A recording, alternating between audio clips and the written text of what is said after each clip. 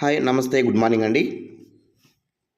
APSC group 2కి సంబంధించి శాతవాహనులు యూనిట్లో మనం క్లాసెస్ వరుస క్రమంలో చేస్తూ ఉన్నాము. ఈరోజు క్లాస్ మనము శాతవాహనులు మతం గురించి క్లియర్గా చూద్దామండి. నేను రాసిన నోట్స్ మీకు మెటీరియల్స్లో అయితే ఎక్కువ అంశాలు ఉంటాయి, ఏది చదువుకోవాలి ఏది చదువుకోకూడదు అనేసి కూడా కొద్ది క్లారిటీ మిస్ అయ్యే అవకాశం ఉండొచ్చు కొత్తగా ప్రిపేర్ అయ్యే వాళ్ళకి. కాబట్టి నేను నోట్స్ రాసి మీకు క్లియర్గా ఎక్స్ప్లెయిన్ చేస్తున్నాను. మరి ఈ యొక్క శాతవాహనులు మతం గురించి మనం చూసినట్లయితే ఫస్ట్ వైదిక మతం గురించి చూద్దామండి. రాజులు మాత్రమే ఈ యొక్క వైదిక మతం అనేది పాటించేవారు. వెరీ వెరీ ఇంపార్టెంట్, గుర్తుపెట్టుకోవాల్సిన అంశం ఇది. మరి నాగానిక యొక్క నానాఘాట్ శాసనంలో వైదిక దేవుల గురించి అయితే ప్రస్తావన ఉంది అనే విషయం కూడా మనము గుర్తుపెట్టుకోవాలి. మరి కనుహుడి కాలంలో ఇతన్నే మనం కృష్ణుడు అని కూడా పిలుస్తారు, కనహ అని పిలుస్తారు. ఇతని కాలంలో భాగవత మతం అనేది దక్షిణ భారతదేశంలోకి ప్రవేశించిందనమాట. ఉత్తర భారతదేశం నుంచి దక్షిణ భారతదేశంలోకి ప్రవేశించింది. మరి హాలుడు రాసినటువంటి గాథా సప్తశతిలో విష్ణు కథలు, శైవ దేవుళ్ళు, రాధాకృష్ణుల యొక్క ప్రణయ గాథ అనేది అందులో మనకి తెలుస్తుంది. కాబట్టి ఇది వైదిక మతానికి సంబంధించినటువంటి అంశంగా భావించాలి. అదేవిధంగా ఈ యొక్క గాథా సప్తశతి అనేది శివుని యొక్క ప్రార్థనతో ప్రారంభమయ్యి గౌరీ ప్రార్థనతో ముగుస్తుంది. ఇది కూడా చాలా ముఖ్యమైన అంశం అన్నమాట. మరి వైదిక మతంలో ఈ అంశాలు కూడా మనకి క్వశ్చన్స్లో రాకపోతే నెక్స్ట్ ఏ విధంగా క్వశ్చన్ వచ్చే అవకాశం ఉందంటే, ఈ యొక్క గాథా సప్తశతి కృష్ణుడిని ఏమని పేర్కొంది అనే విధంగా క్వశ్చన్ వచ్చే అవకాశం ఉంది మనకి. మధువదనుడు, దామోదరుడు, లక్ష్మీనారాయణ అనే పేర్లతో ఈ యొక్క శ్రీకృష్ణుడిని గాథా సప్తశతిలో పేర్కొనబడ్డాయి. ఓకే. మరి మన ఆంధ్రదేశంలో అతి ప్రాచీన శివలింగం ఎక్కడ ఉంది అని మనం చూసినట్లయితే ఇది గతంలో వచ్చినటువంటి ఒక ప్రీవియస్ బిట్ అండి, వెరీ వెరీ ఇంపార్టెంట్. తిరుపతి జిల్లాలోని గుడిమల్లంలో దొరికిందనమాట. మరి ఇది శాతవాహనుల కాలం నాటిది అనేసి అయితే మనకి తెలుస్తుంది. మరి ఇష్ట దైవాలను పురాణ పురుషులను పూజించే పౌరాణిక మతం ఈ యొక్క శాతవాహనుల కాలంలోనే ప్రారంభం అయ్యింది. ఆంధ్రదేశంలో మొదటగా శివాలయాలు అనేవి నిర్మించింది శాతవాహనులే. చూసారా, ఇది మనకి వైదిక మతానికి సంబంధించినటువంటి ముఖ్యమైన అంశాలండి. ఏంటి, రాజులు మాత్రమే వైదిక మతాన్ని పాటించేవారు. నాగానిక యొక్క నానాఘాట్ శాస్త్రంలో వైదిక దేవుల గురించి ఉంది. కనుహుడి కాలంలో భాగవత మతం దక్షిణ భారతదేశంలోకి ప్రవేశించింది. హాలుని గాథా సప్తశతిలో విష్ణు కథలు, శైవ దేవుళ్ళు, రాధాకృష్ణుడి యొక్క ప్రణయ గాథలు ఉన్నాయి. ఈ యొక్క గాథా సప్తశతి మనకి శివుని ప్రార్థనతో ప్రారంభమయ్యి గౌరీ ప్రార్థనతో ముగుస్తుంది. ఈ యొక్క గాథా సప్తశతిలో శ్రీకృష్ణుడిని మధువదనుడు, దామోదరుడు, లక్ష్మీనారాయణ అని పేర్కొన్నారు. ఆంధ్రదేశంలో ప్రాచీన శివలింగం వచ్చేసి మనకి తిరుపతి జిల్లాలోని గుడిమల్లంలో దొరికింది. ఇష్టదైవాలను పురాణ పురుషులను పూజించే పౌరాణిక మతం ఈ యొక్క శాతవాహనుల కాలంలోనే ప్రారంభమైంది. ఆంధ్రదేశంలో మొదటిగా శివాలయాలు నిర్మించింది ఈ యొక్క శాతవాహనులే. ఇది ఒక రివిజన్ లాగా మనకి ఫాస్ట్గా మనకి ఈ యొక్క క్లాస్ నోట్స్ అనేది మీకు ఒక క్విక్ రివిజన్ కోసం కూడా చాలా యూజ్ అవుతుందండి. క్లియర్గా ఉంటుంది అంశాలన్నీ కూడా. నెక్స్ట్ వన్, ఇక శాతవాహన కాలంలో జైన మతం గురించి మనకి ఏవైనా ప్రశ్నలు వచ్చే అవకాశాలు ఉన్నాయా? ఓకే, చూద్దాం ఒకసారి. యొక్క శాతవాహన రాజ్యస్థాపకుడు ఎవరండి? శ్రీముఖుడు జైన మత అభిమానండి. ఫస్ట్ అతను వెరీ వెరీ ఇంపార్టెంట్, జైన మత అభిమానండి. మరి అశోకుడి మనవుడు సంప్రాతి, ఇతన్ని మన జైన అశోకుడు అంటారు. ఇతను వడ్డయాన కొండపైన జైన బసది అనేది నిర్మించాడు. అదేవిధంగా కారవేలుడు ఇదే వడ్డమాన కొండపైన మహామేఘ వాహన విహారం నిర్మించాడు. ఇవంతా జనుల కోసమే అండి. ఎవరెవరు ఏ నిర్మాణాలు ఎక్కడ చేశారనేది ఇంపార్టెంట్గా గుర్తుపెట్టుకోవాలి. మరి ఆంధ్రదేశంలో మొట్టమొదటి జైన గురువు ఎవరంటే కొండాచార్యులు. వెరీ వెరీ ఇంపార్టెంట్ అండి, కొండాచార్యులు. ఇతను అనంతపురం వాసి అండి, అనంతపురంలో కొనుగొండ వాసి. ఓకే, ఇతను 84 గ్రంథాలు దాదాపుగా రాశారు.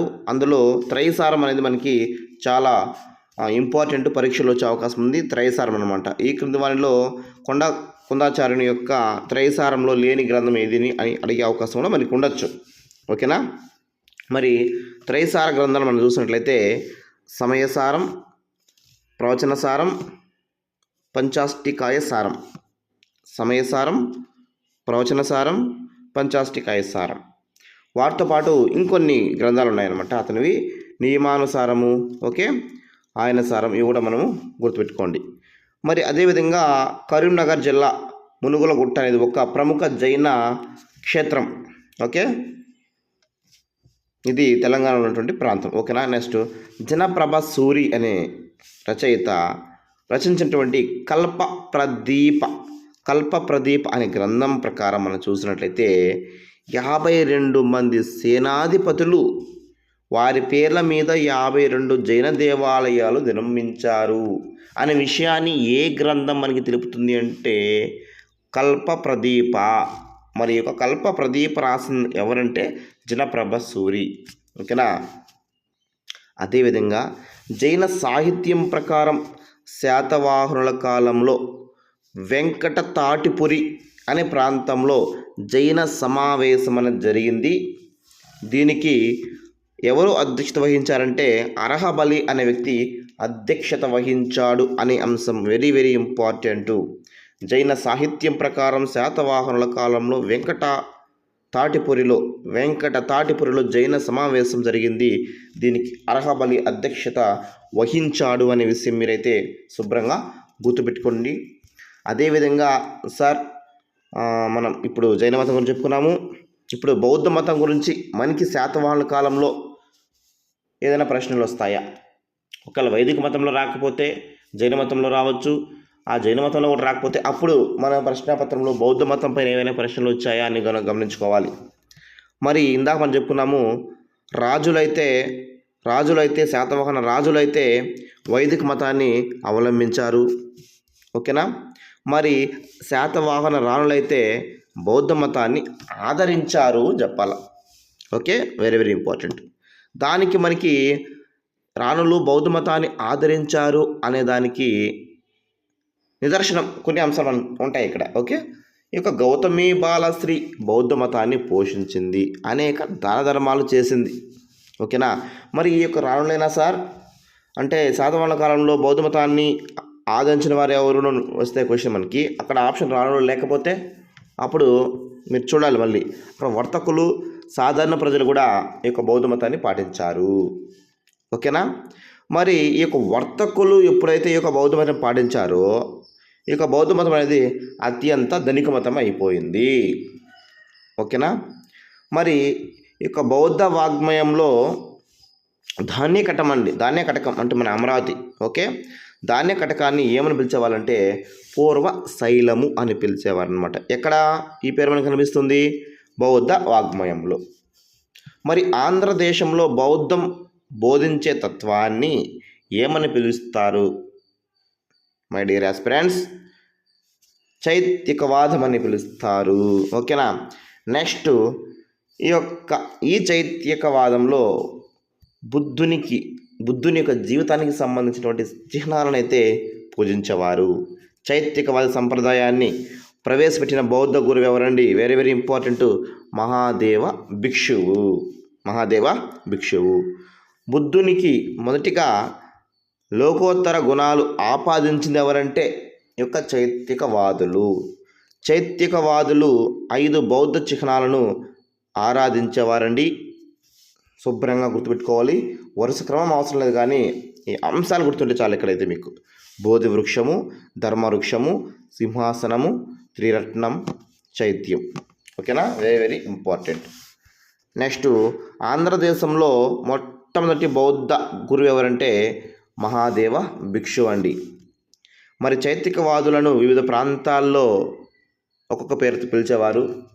చాలా ఇంపార్టెంట్, చాలా చాలా ఇంపార్టెంట్. ఇది మ్యాచ్ ది ఫాలోయింగ్లో వస్తుంది క్వశ్చన్. మీకు వస్తుంది అంటే సార్ వచ్చేస్తాను అదండి, వచ్చే అవకాశాలు అయితే ఉన్నాయి. నెక్స్ట్ ఫస్ట్ వన్, అమరావతిని పూర్వశైలులు పిలిచేవారు అనమాట.